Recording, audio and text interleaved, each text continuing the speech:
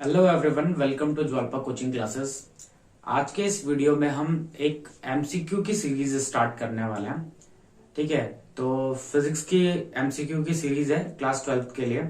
तो चलिए एक एक करके क्वेश्चंस डिस्कस करेंगे। ठीक है,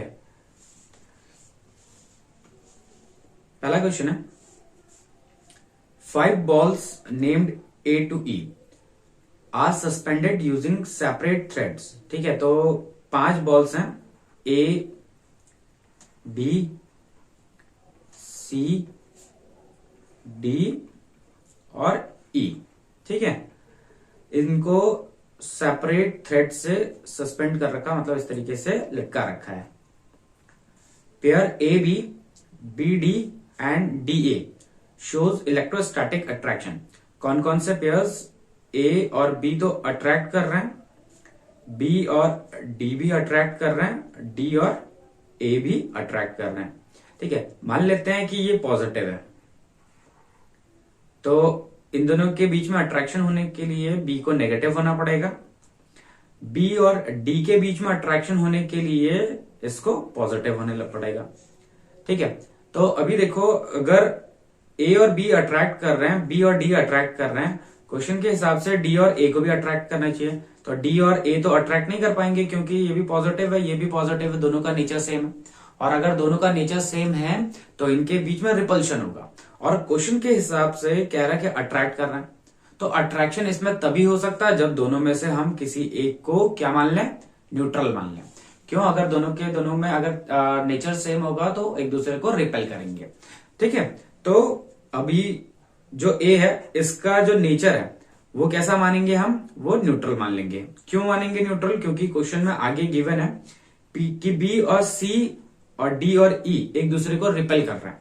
तो बी और सी रिपेल कर रहे हैं, इसका मतलब सी भी नेगेटिव होगा। डी और ई एक दूसरे को, ये दोनों भी रिपेल कर रहे हैं, इसका मतलब जब डी में कोई ना कोई चार्ज होगा तभी जाके वो ई को रिपेल कर पाएगा।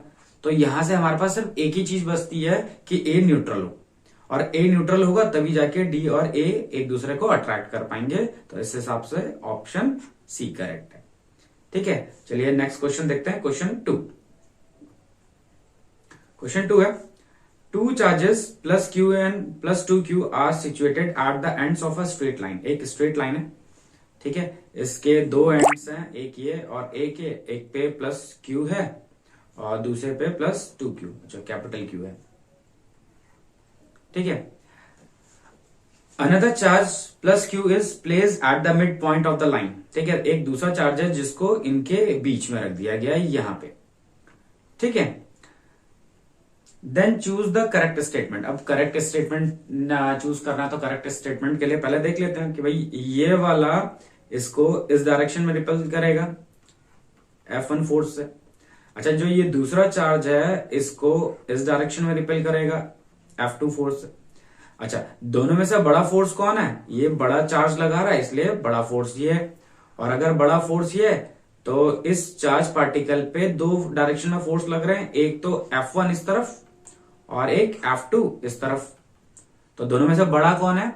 बड़ा फोर्स ये वाला है।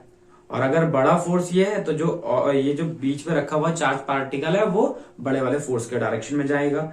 तो देखते हैं, it will remain at rest, नहीं। It will move towards the bigger, नहीं।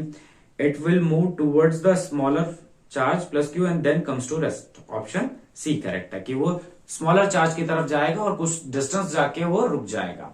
ठीक है, कहां पे जाके रुक जाएगा? जहां पे दोनों का इलेक्ट्रोस्टैटिक फोर्स बराबर हो जाएगा। मान लेते हैं ये है वो पॉइंट। ठीक है, चलिए अगला क्वेश्चन देखते हैं। नंबर 3 है an arrangement of the 3 fixed electric charges as shown below. ठीक है, 3 इलेक्ट्रिक चार्जेस का अरेंजमेंट शो कर रखा है। A test charge Q has been placed at point P। ठीक है, एक टेस्ट चार्ज है जो कि P पॉइंट पे रखा हुआ है। The charges and the point P all are on all lies on a straight line. सभी के सभी एक स्ट्रेट लाइन में लाई कर रहे हैं।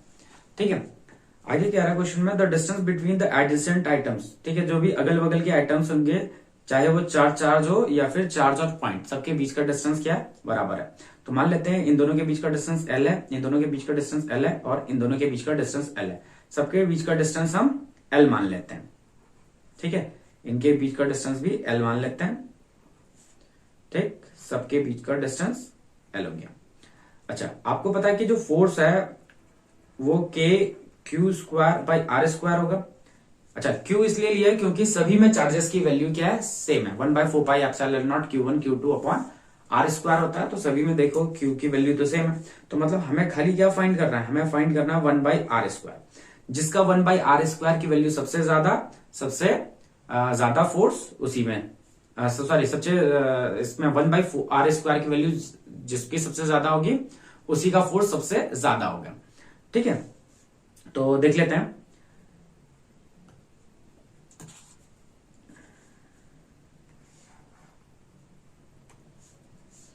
चलो, इस वाले में क्या है, पहले वाले केस में के क्यू स्क्वायर तो सब कॉमन है, के क्यू स्क्वायर तो कॉमन है। पहले आएगा इन दोनों के बीच का डिस्टेंस, इसके और इसके बीच का डिस्टेंस 3L, तो 1/3L का स्क्वायर मतलब 9L स्क्वायर। ठीक है, फिर इसके और इसके बीच का डिस्टेंस कितना, 2L, तो स्क्वायर करेंगे तो कितना हो जाएगा, 1/4L स्क्वायर। अच्छा, इसके और इसके बीच का डिस्टेंस कितना आएगा, L है, तो 1/L स्क्वायर। और सभी का नेचर क्या है, सेम है, इस वजह से हम सबको ऐड कर दे रहे हैं।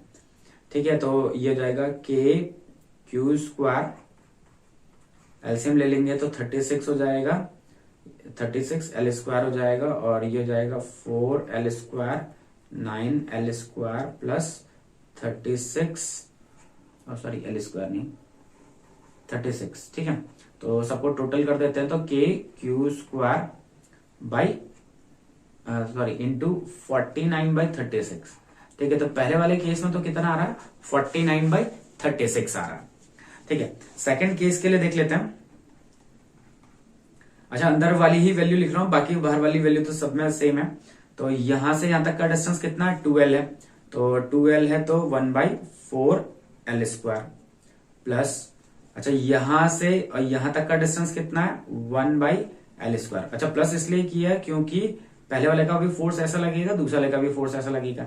अच्छा, तीसरा वाला नेगेटिव है और वो टेस्ट चार्ज को अपनी तरफ खींचेगा, तो तीसरे वाले का भी फोर्स सेम डायरेक्शन में लगेगा, तो प्लस 1/L स्क्वायर। इनका टोटल कर देते हैं, तो एलसीएम आ जाएगा 4L स्क्वायर, तो ये 1 प्लस 4 प्लस 4, तो टोटल मिला के कितना हो जाएगा, 9/4L स्क्वायर। अच्छा, इसका जो टर्म था वो 49/36 था और इसका कितना है, 9/4L स्क्वायर है। ठीक है, तो दोनों में से बड़ा तो वैसे सेकंड वाला है। ठीक है, अच्छा आगे देख लेते हैं, तीसरे वाले का भी देख लेते हैं। तीसरा वाला जो केस है, अच्छा इसकी वजह से जो फोर्स आएगा उसका डायरेक्शन इधर आएगा, दूसरे वाले की वजह से जो फोर्स आएगा उसका डायरेक्शन इधर आएगा, तीसरे वाले की वजह से जो फोर्स आएगा उसका डायरेक्शन कुछ ऐसा आएगा।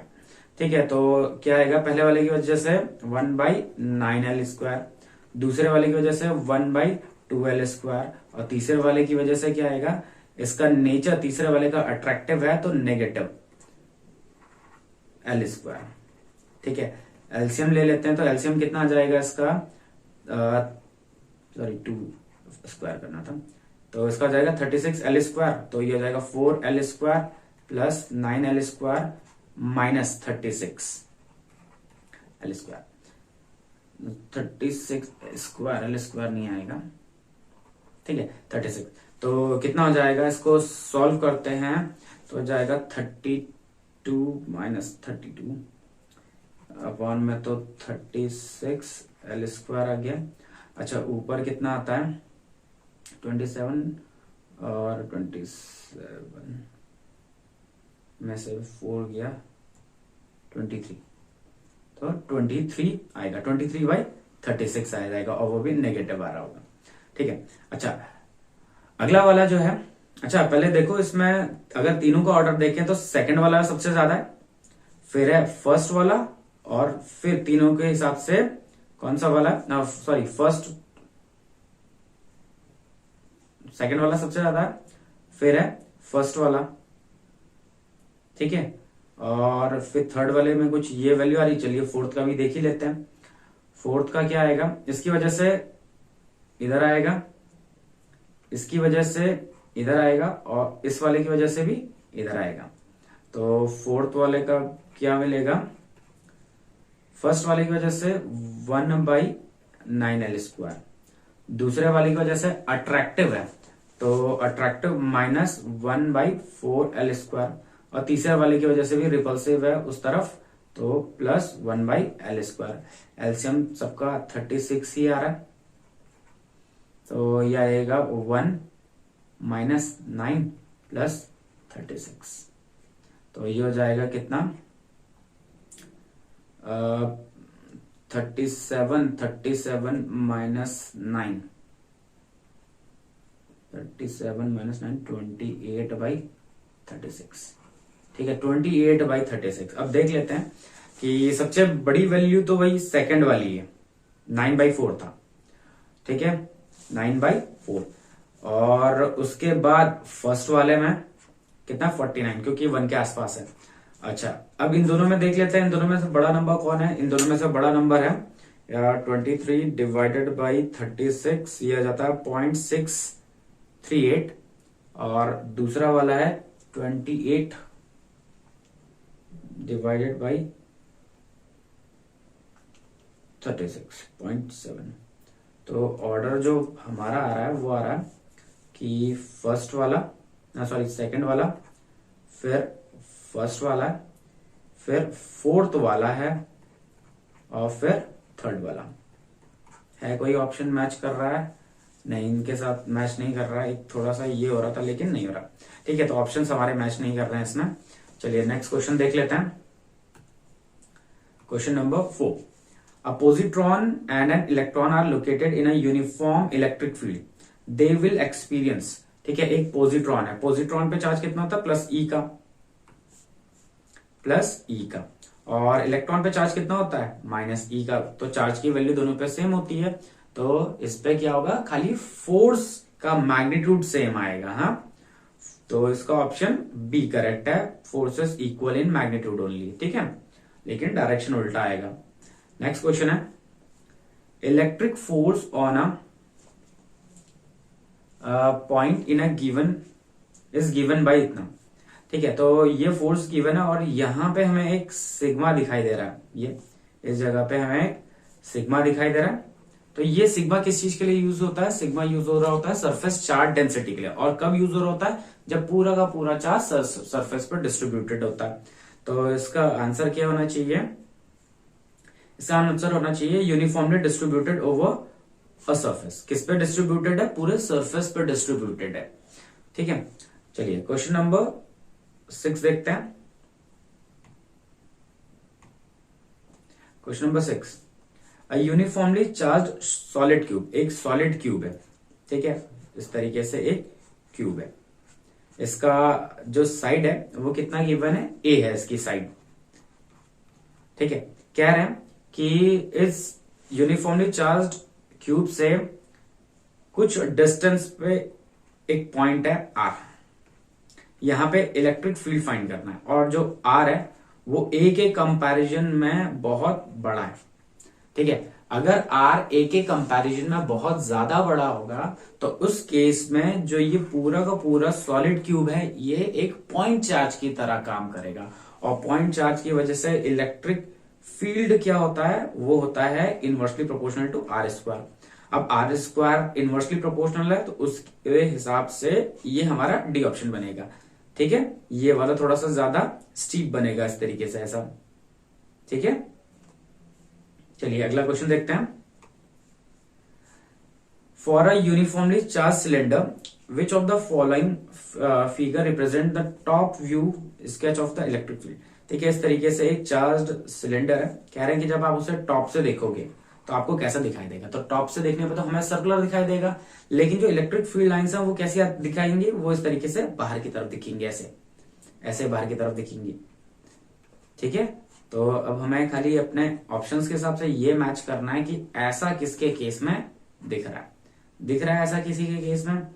तो पहले वाले में तो नहीं है, दूसरे वाले में एक ये वाला और ये वाला थोड़ा सा गड़बड़ हो गया, ये भी गड़बड़ है, तो ये भी नहीं है। और तीसरे वाले में तो गलत है ही, सर्कुलर नहीं होता, और चौथा वाला तो इसकी तरफ आ रहा है तो चौथा वाला भी नहीं। तो मतलब हमारे जो ऑप्शंस हैं इनमें से कोई सही है ही नहीं। ठीक है, ठीक है। तो ध्यान रखना कि अगर सर्कुलर है मतलब पॉजिटिव चार्ज है तो पॉजिटिव चार्ज से इलेक्ट्रिक फील्ड लाइन इस तरीके से बाहर की तरफ निकलेंगे और ऐसा अपीयर होगा टॉप से। हाँ, चलिए नेक्स्ट क्वेश्चन देखते हैं। Question number 8, the electric field acting at a certain point certain region is given by. एक इलेक्ट्रिक फील्ड है जो कि किससे दिया जा रहा है, दिया जा रहा है E is equals to A R square से। अब a charge contained in a sphere of radius a centered at the origin, ठीक है, of the field will be given by। अच्छा, क्या रहा कि एक चार्ज है जो कि स्पेयर के सेंटर पे रखा गया, ठीक है, इसकी वजह से इलेक्ट्रिक फील्ड इतना गिवन है। अब पूछा गया है कि कितना चार्ज है। तो देखो, अगर सेंटर पे रखा हुआ है, आर इसका रेडियस है, तो इसकी वजह से इलेक्ट्रिक फील्ड क्या होना चाहिए, 1/4 epsilon not Q by r square. अच्छा, रेडियस इसका a है तो इसको भी a स्क्वायर लिख देते हैं और इसको भी लिख देते हैं 1/4 epsilon not Q by a square. अच्छा, ये इलेक्ट्रिक फील्ड और ये इलेक्ट्रिक फील्ड दोनों के दोनों क्या है, इक्वल है, तो इक्वल रख देते हैं 1/4 epsilon not Q by a square is equals to a square. ठीक है, Q की वैल्यू निकालने के लिए बाकी सारे टर्म्स को दूसरी साइड में भेज देते हैं, तो क्या मिलेगा 4 एप्सिलॉन नॉट a टोटल कितना आ जाएगा पावर, a की पावर 4। तो ऑप्शन बी करेक्ट है। ठीक है, चलिए क्वेश्चन नंबर 9 देखते हैं। कह रहा N electric dipole has a pair of equal and opposite charge. ठीक है, एक इलेक्ट्रिक डाइपोल है जो कि इक्वल है और अपोजिट है। ठीक है, इनके बीच का जो डिस्टेंस है वो कितना है, इनके बीच का डिस्टेंस है 2x। The axis of the dipole is defined by. ठीक है, तो ध्यान से सुनो, जब जो इलेक्ट्रिक डाइपोल होती है उसकी एक्सेस नेगेटिव चार्ज से पॉजिटिव की चार्ज की तरफ होती है, ऐसे। बस हमें ये चेक करना है कहां पे, direction from positive charge to negative charge नहीं, direction from negative charge to positive charge. तो ऑप्शन बी हमारा करेक्ट है। ठीक है, चलिए अगला क्वेश्चन देख लेते हैं। Question number 10, an electric dipole is situated along the x axis at the origin. ठीक है, तो इस तरीके से कह रहा है कि एक इलेक्ट्रिक डाइपोल है वो ऐसे ओरिजिन के हिसाब से रखा हुआ इस तरीके से। अच्छा, थोड़ा सा इसको यहां पे बनाते हैं।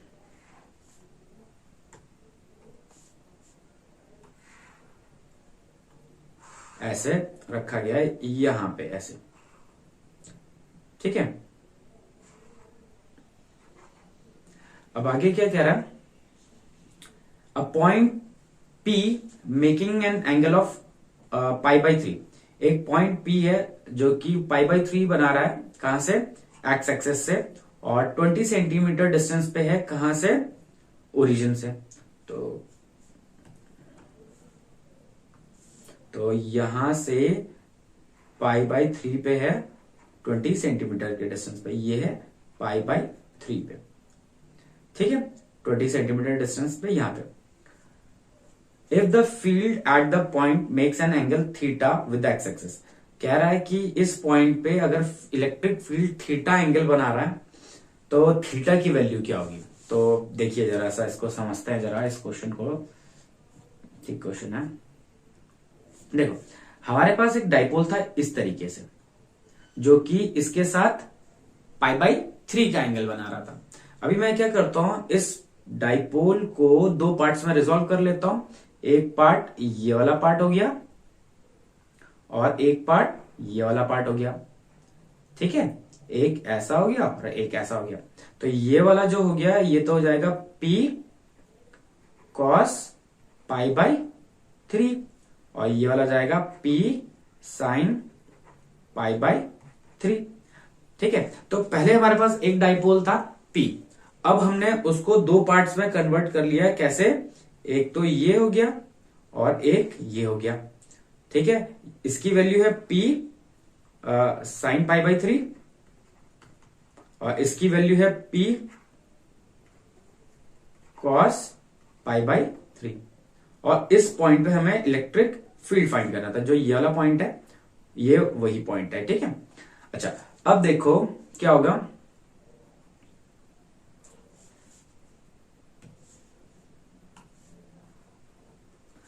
इस वाले डाइपोल के हिसाब से ये कौन सा पोजीशन आता है, ये आता है एक्सियल पोजीशन।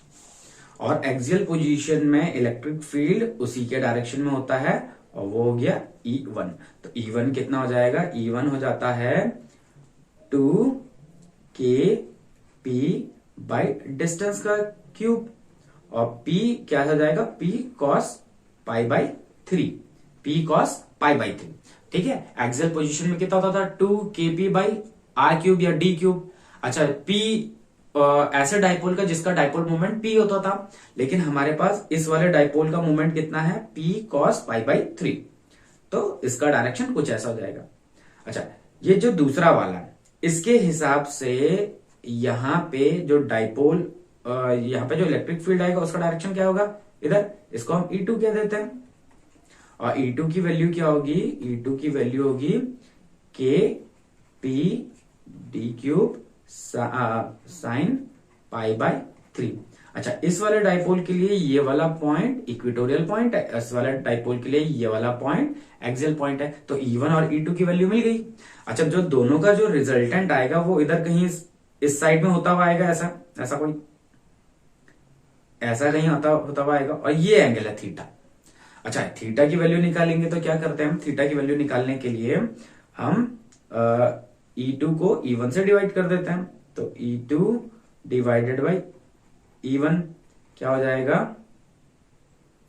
तो KP डी क्यूब कैंसिल हो जाएगा और बचेगा क्या, sine pi by 3 upon 2 cos pi by 3। अच्छा sine pi by 3 upon cos pi by 3 होता है 10 पाई बाई 3, क्या होता है 10 पाई बाई 3 अपॉन 2 था। अच्छा 10 पाई बाई 3 कितना होता है, √3 डिवाइडेड बाई 2, ठीक है। तो ये एंगल जो tan थीटा बनेगा वो किसके बराबर आएगा, √3/2। अच्छा अब देखो यहां पे क्या हो रहा था, इसका जैसे एक तो ऐसा आ रहा था E1, इसका जैसे E2 ऐसा आ रहा था, इन दोनों का जो रिजल्टेंट है वो ये है E, और ये हो गया थीटा, ठीक है। अब थीटा ये हो गया। अब अगर मैं इसकी बेस लाइन बनाऊं या हॉरिजॉन्टल लाइन बनाऊं ये, तो ये π/2 है, ये पाई बाई 3 है, तो ये भी π/3 हो जाएगा करस्पॉन्डिंग एंगल, ये π/3 हो गया, और इसमें हमें थीटा लगाना है। तो एक्स एक्सिस से पूछा था कि एक्स एक्सिस से कितना डिस्टेंस बना रहा है, तो एक्स एक्सिस से डिस्टेंस कितना एंगल बना रहा है, सॉरी, तो बनाएगा π/3 प्लस थीटा, और थीटा यहां से निकाल लेते हैं इस वाले से, तो थीटा की वैल्यू क्या आ जाती है, tan इनवर्स √3/2। तो पूरा एंगल कितना हो जाएगा, एक तो π/3 ये हो गया, और साथ में tan इनवर्स √3/2, तो उसके हिसाब से ऑप्शन बी करेक्ट है हमारा, ठीक है। तो चलिए अगला क्वेश्चन देखते हैं। कह रहा N electric dipole of dipole length कितनी है उसकी, 2 सेंटीमीटर गिवन है। 2 सेंटीमीटर का मतलब होता है 2 × 10⁻⁻2 मीटर, ठीक है। इस प्लेस में यूनिफॉर्म इलेक्ट्रिक फील्ड की वैल्यू गिवन है 2 × 10⁵ newton per coulomb, making an angle of 30 degree. कितने का एंगल बना रहा है, 30 डिग्री का, विद द फील्ड मतलब इलेक्ट्रिक फील्ड के साथ 30 डिग्री का एंगल बना रहा है। If it experiences a torque equals to इतना, टॉर्क कितना है, क्वेश्चन तो बहुत आसान है, 4 न्यूटन मीटर। चार्ज निकालना है, तो टॉर्क इज इक्वल्स टू क्या हो जाएगा, PE साइन थीटा। तो टॉर्क P कितना है, P होता है Q इंटू L मतलब दोनों के बीच दोनों चार्जेस के बीच का डिस्टेंस, चार्जेस के बीच का डिस्टेंस कितना, 2 × 10⁻⁻2। इलेक्ट्रिक फील्ड कितनी है, इलेक्ट्रिक फील्ड है 2 × 10⁵। साइन थीटा, साइन कितना था 30 डिग्री, और टॉर्क की वैल्यू कितनी गिवन है 4, तो ये 4 ये 2 कैंसिल हो जाएगा, पावर को काटते हैं तो ये 10⁻³ बच जाता है। अच्छा sin 30 होता है ये 1/2 और एक यहाँ पे 10⁻³ बचा, ये Q अकेला रह गया, बाकी सब इधर चला गया। 2 × 10⁻³ मतलब 2 मिलीगुलाम, ऑप्शन बी। ठीक है, चलिए नेक्स्ट क्वेश्चन देखते हैं। क्वेश्चन नंबर 12 क्या कह रहा है?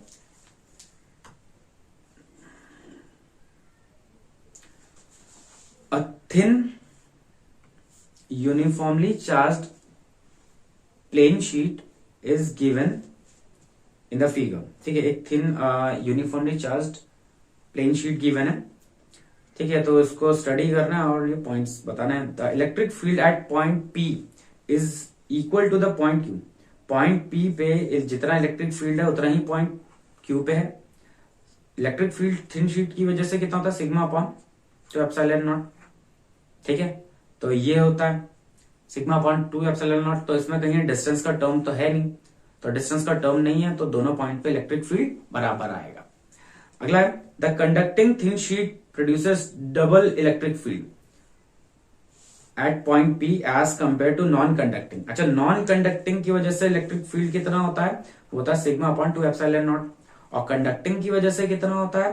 कंडक्टिंग की वजह से होता है सिग्मा अपॉन एप्सिलॉन नॉट। तो दिख रहा होगा कि भाई ये तो हाफ है और ये ज्यादा है, तो डबल होता है। ये वाला पॉइंट भी सही है।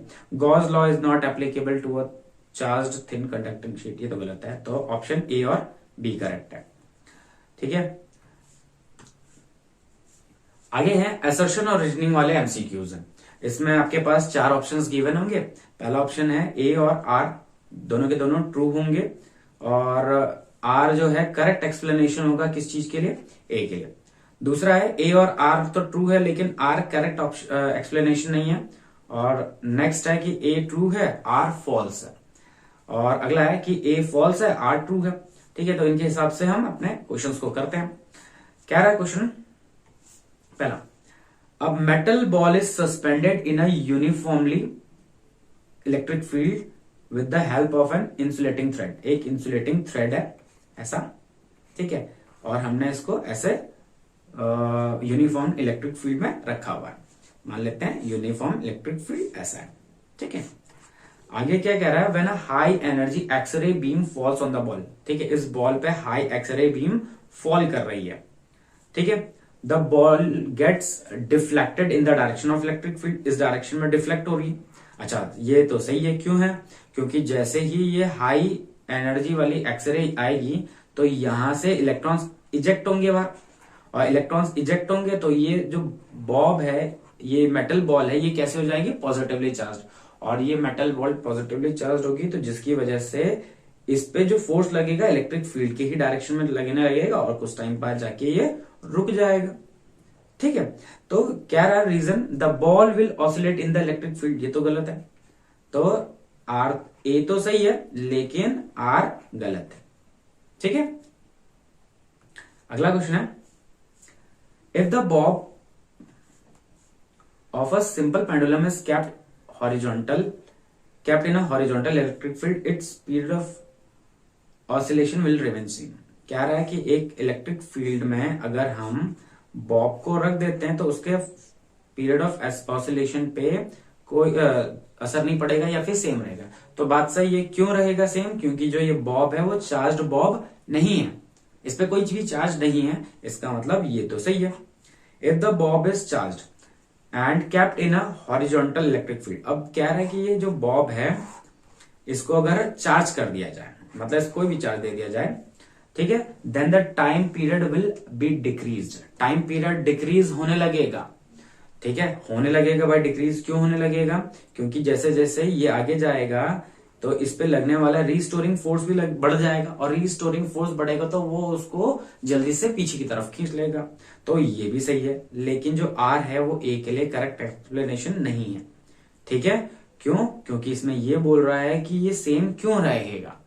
पहले वाले में पूछ रहा था कि मतलब बता रहा था कि सेम, लेकिन ये बता नहीं पाया कि सेम क्यों है। तो ए भी सही है, आर भी सही है, लेकिन जो आर है वो ए के लिए करेक्ट एक्सप्लेनेशन नहीं है। नेक्स्ट क्वेश्चन देखते हैं। If the Bob question number 15, on going away from a point charge or a small electric dipole the electric field decreases at the same rate। ये तो गलत है।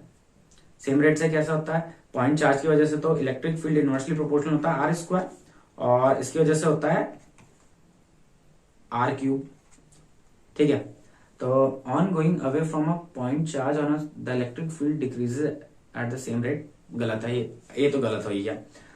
The electric field at a point is inversely proportional to square of the distance from the charge and also, ये गलत है। दोनों में कह रहा है कि स्क्वायर ऑफ द डिस्टेंस, तो दोनों के दोनों गलत है, ए भी गलत है और आर भी गलत है। ठीक है, तो आज के इस वीडियो में हम इतना ही करेंगे। नेक्स्ट वीडियो में मिलेंगे कुछ और एमसीक्यूज के साथ। तब तक के लिए थैंक यू।